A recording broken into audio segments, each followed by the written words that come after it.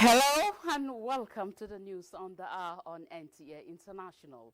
I am Norlene Ebel Ame and my sign language interpreter is Hannah Olainka. Let's take the headlines. New Sudanese Prime Minister urges countries supporting rapid support forces to seize criminal operations.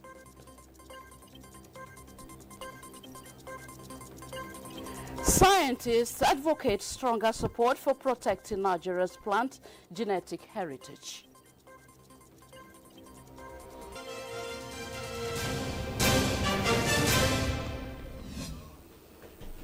And here is the news. Iran's top diplomat and chief nuclear negotiator is meeting the head of the International Atomic Energy Agency in Cairo. The tripartite meeting is between Iranian Foreign Minister Abbas Arabchi, his Egyptian counterpart Bad Adelati, and IAEA Chief Rafael Grossi. The meeting comes a day after a report by the UN agency showed Iran has stepped up production of uranium, enriched up to 60%, close to the roughly 90% level needed for atomic weapons. The UN report was leaked as Iran holds talks with the United States on its nuclear program after Washington unilaterally abandoned a landmark agreement between Tehran and world powers in 2018 during U.S. President Donald Trump's first term.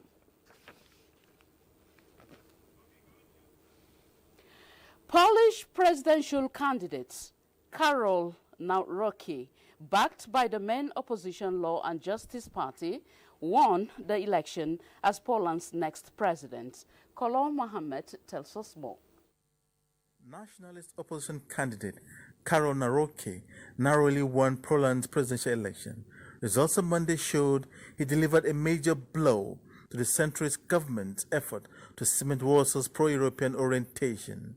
In victory for European conservatives, inspired by U.S. President Donald Trump, Nawrocki secured 50.89% of the vote.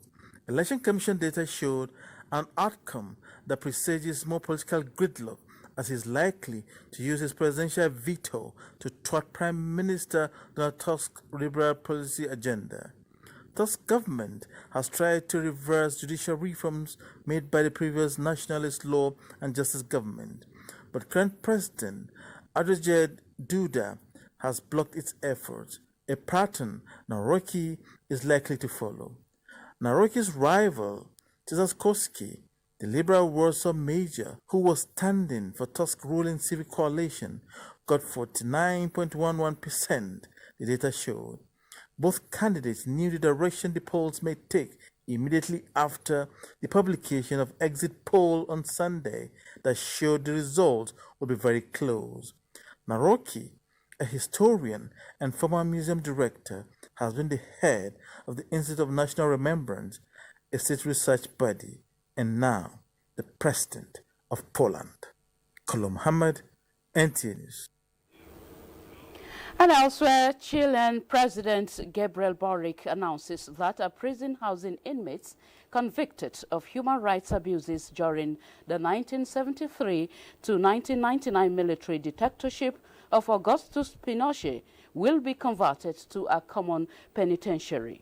The Punta Pico facility north of capital Santiago holds about 100 former military dictatorship personnel who committed crimes against humanity and other rights violations, but live out their days in better conditions than those endured by the rest of Chile's prison population. Chilean President Gabriel Boric, during his latest report to Congress in the port city, says, from his point of view, there is no justification for the privilege.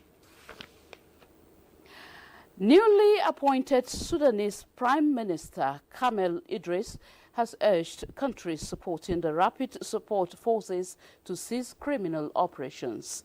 Kolon Mohammed has details on this. The Prime Minister said Sudanese national security and state authority are completely upheld by eliminating the rebellion and all forms of insurgent militia to completely cease these criminal operations, which target countries that plan, finance, and cooperate in their execution. Idris says he hopes to serve the nation and the Sudanese people with utmost sincerity and dedication. Reports say the Sudanese government has accused the UAE and neighboring African states, including Chad, Libya, and South Sudan, of supporting the RSF throughout the conflict. Sudan plunged into civil war on April 15, 2023, when tensions between the military and the Rapid Support Forces exploded into open warfare in the capital Khartoum and other parts of the country. In other news, for the second round of direct peace talks in just over 2 weeks, the Ukrainian delegation led by Defense Minister Rustin Umerov was in Istanbul for the meeting. The Russian delegation, headed by Vladimir Medinsky, an aide to Russian leader Vladimir Putin, arrived on Sunday evening for the meeting. Turkish officials say the meeting will start at 1 p.m. local time, with Turkish Foreign Minister Hakan Fidan presiding over the talks, and officials from the Turkish intelligence agency also present. For this second round, Russia and Ukraine prepared memorandums outlining their approaches to ending the war. At the end of today's meeting, Russian and Ukrainian delegation completed an agreement to an all-for-all prisoner swap and the return of bodies of about 6,000 soldiers. Ukrainian delegation proposed a meeting by the end of June to make progress towards all-round ceasefire. Kolo Muhammad, NTA News. In other developments, governments, the United Nations system, and other stakeholders are in Geneva to share knowledge and trends in disaster risk management. Mina Daniels is in Geneva, Switzerland, and brings us insight on the 8th Global Platform for Disaster Risk Reduction. Hello, Mina. Your observation is spot on, because indeed stakeholders are already on ground here at the Geneva International Conference Center to begin identifying gaps in the implementation of the Sendai framework for disaster risk reduction. A multi-level conversation by critical stakeholders, including head of the UNDRR. We provide partners the opportunity to network and exchange knowledge on the implementation of the Sendai framework 2015 to 2030. Access to early warning has improved, but on other targets like reducing the number of people affected, which means fewer houses destroyed, fewer livelihoods lost, we've not done well. Reducing economic losses, we've not done well. Reducing infrastructure losses, we've not done well. So how do we use the remaining 5 years to infuse a sense of urgency into achieving these? I think the Sendai targets are within reach. We should really do everything we can in these 5 years to achieve these targets. Meanwhile, the World Resilience and Recovery Conference is slated to provide priority actions to strengthen disaster resilience globally. But of course, the NTA is on ground and will continue to keep you up to speed with proceedings at the global platform. In Geneva, Switzerland, Mina Daniels, NTA News. Very well, Mina. Thank you so much. The 2025 first ordinary session of ECOWAS Parliament has ended in Abuja with a call for regional peace, security and people-driven development. At the closing session, President of ECOWAS Commission, Omar Aliou Toure, presented the annual midterm report on the state of the community to the House of Parliament. ECOWAS Parliament correspondent Muhammad Rabiu Ali reports. 2 weeks of debate now is over, with hopeful resolutions for better West Africa. De la présente session, pour vous réitérer ma sincère gratitude pour la confiance. Despite challenges believed to be facing the ECOWAS community, characterized by political upheavals, in 3 member states, as well as a slowdown in global economy, the region is witnessing economic growth. The growth will be driven mainly by the 4 largest economies, namely Senegal 6.5%, Ghana 4.0%, Nigeria, and Cote d'Ivoire.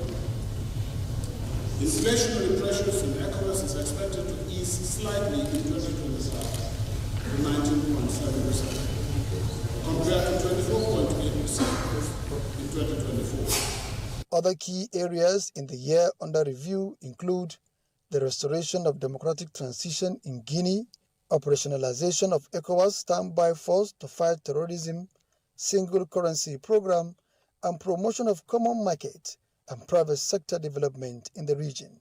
Our people want a safe and secure environment, not with the Boko Harams and the bandits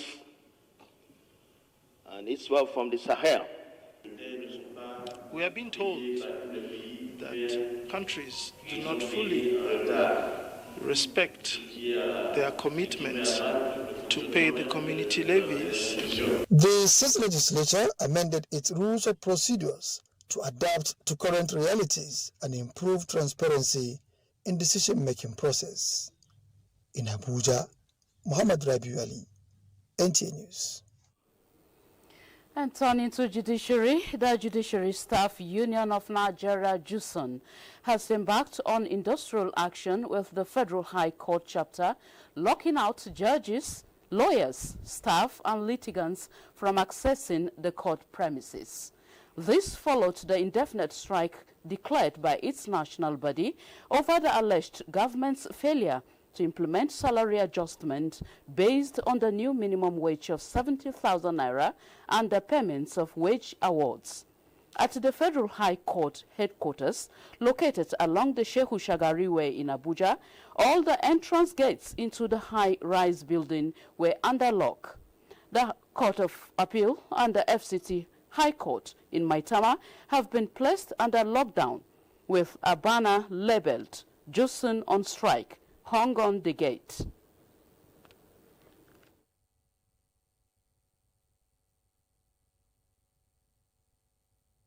So far so good. We have been negotiating. It's one of the tools of unionism. But unfortunately for us, all our requests, our appeal have been turned down. And that is why we went back on this strike. Even though we are still negotiating, anytime they call us, we will respond. But we will not call up until our demands are met. The Supreme Court is opened for adjudication on matters before it as the workers pulled out of the strike. The effort to which the Chief Justice is putting on and the commitment to which she has put on to see the sources of this payment, it will be an effort in futility for Supreme Court to join this ongoing strike. But we are with them 100%. And talking agriculture now, Nigeria is set to close the milk production gap by unlocking the vast potential of its dairy value chain. The country aims to produce an additional 1.2 billion liters of milk annually over the next 5 years.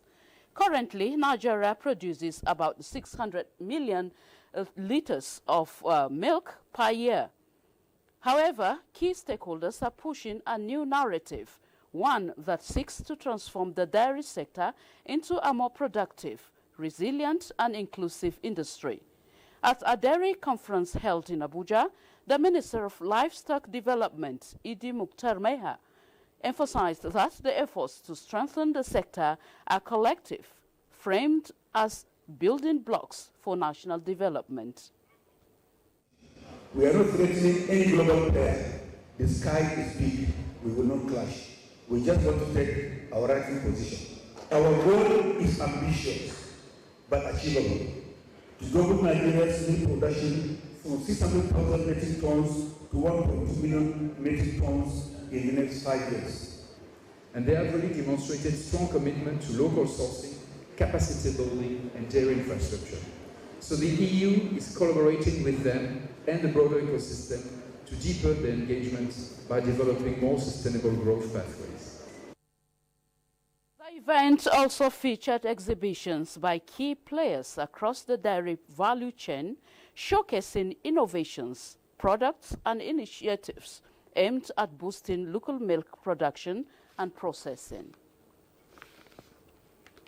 This is the news on NTA International. Let's pause here for a break. Stay with us. Thank you for staying with us on the news on NTA International. In a bold step toward strengthening food and nutrition security, scientists and biotechnologists in Nigeria are urging for robust policy backing and sustained investment in the conservation of plant genetic resources. At the heart of this movement is the Seeds for Resilience project, spearheaded by the Center for Genetic Resources and Biotechnology, NAGRAB. Justin Bemuyi reports that the center held an advocacy workshop to reshape the future of agriculture in Nigeria. From tiny seeds to resilient harvests, it all begins here. Nigeria's food and agriculture sector is leaning on a quiet but critical pillar: crop gene banks. A scientific vault that preserves the essence of agricultural biodiversity. These gene banks are lifelines, storing thousands of crop samples as seeds, tissues, or living plants. At the Center for Genetic Resources and Biotechnology, experts are on a mission to conserve and share genetic wealth, ensuring food security today and tomorrow. Gene banks, such as NAGRAB, are really essential in the work that they do for the conservation and utilization of the diversity of the crops that we have in Nigeria.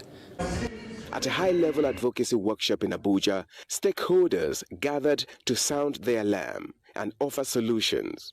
The theme is Plant Genetic Resources Conservation and Use, a critical pathway to food and nutrition security in Nigeria. Seed for Resilience is a project by Global Crop Diversity Trust, which in their own magnanimity decided to choose from African countries national gene bank to strengthen them. A centerpiece of the discussion was the impact of the Seeds for Resilience project implemented through Crop Trust. Over the past 5 years, this initiative has strengthened Nigeria's ability to manage its plant genetic diversity. But experts warn more needs to be done. We must also acknowledge the challenges that exist, such as resource allocation, technological demands, and the balance between short-term needs and the long-term benefits. It is equally important to remind ourselves of our duty to protect these resources for future generations. And for the people in the business of plant breeding, genetics, and food production. Therefore, all hands must be on deck.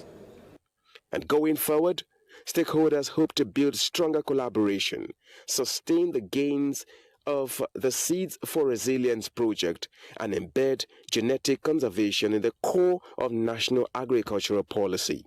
Because in every seed lies the story of survival and the future of Nigeria's food. Justin Bemunyi, NTA News. In other news, the federal government has declared Friday, June 6 and Monday, June 9, 2025 as public holidays to mark this year's Eid al-Adha celebration. The Minister of Interior, Olubunmi Tunji-Ojo, who made the announcement in a statement, congratulates the Muslim Ummah and encourages them to embrace the values of sacrifice and faith. He also urged prayers for peace and prosperity in Nigeria, while reaffirming the government's commitment to reforms under the Renewed Hope agenda. The minister calls on all Nigerians to support efforts to restore the nation's greatness. Every nation reaches moments that call not just for action, but reflection, a pause to honor progress. That was the mood in Abuja as a group known as the Renewed Hope Ambassadors gathered to mark 2 years of President Bola Tinubu's administration, a period they say has been defined by impact. Deborah Balagbobo reports. A celebration of leadership and legacy of President Bola Tinubu's 2 years in office. The Renewed Hope Ambassadors rolled out the drums, applauding what they describe as visible strides across sectors. This is not just an event, it is a statement. It is a salute to bold leadership, relentless advocacy, and the many hands building the Nigeria of tomorrow. Yes, we're not out of the woods yet, but we have turned that corner, and the light at the end of the tunnel is now in sight. This is not a gathering, not of praise saying, but of truth telling. We are here to celebrate national unity. We are here to celebrate economic development. The achievements recorded so far are too numerous, and they have literally touched all facets of our national life.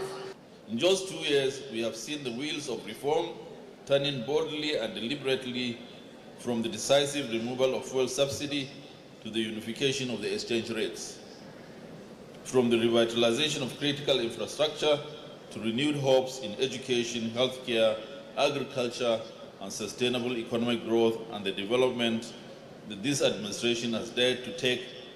A reassurance from the presidential aide, Dr. Aliyu Modibo Umar, of more visible development.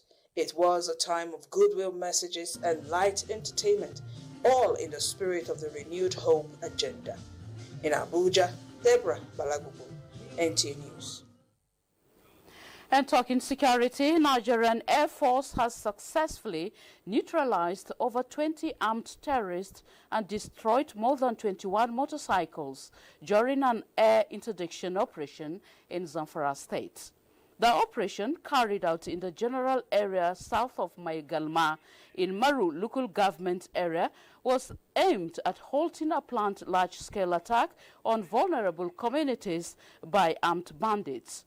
A statement by the Director of Public Relations and Information, Air Commodore Ehimen Ejodame, indicates that, consequently, NAV aircraft under Operation Fasan Yamma was immediately dispatched on armed reconnaissance and a possible rescue mission. The NAV reiterates that all its operations are guided by strict rules of engagement, adherence to humanitarian law, as well as the Nigerian Air Force Civilian Harm Mitigation and Response Action Plan, which emphasizes the protection of innocent lives even in the face of hostile engagements. As investigations continue, the NAV assures the public that all necessary measures are taken to protect civilians while intensifying pressure on criminal elements threatening peace in the region.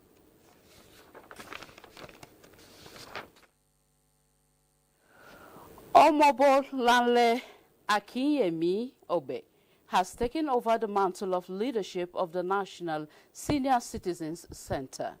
Elizabeth Omore reports that at the handover ceremony, Omobolanle commended Dr. M.M. Omokaro, the pioneer boss who laid a solid foundation for the center, bringing visibility to the issues affecting the aging population and initiating impactful programs. That the president that is the mantra of the Federal Republic of Nigeria and through our president is actualized. And it is through us that will be showcased. And we cannot do it by just standing at the rooftop and hollowing. It is through you. So you are going to be very, very key in this administration. Building an inclusive society where the aged contribute meaningfully to socio-economic development, Omobolanle emphasized that collective efforts will drive the federal government's agenda, leveraging citizen-centered initiative. Next is weather for tomorrow.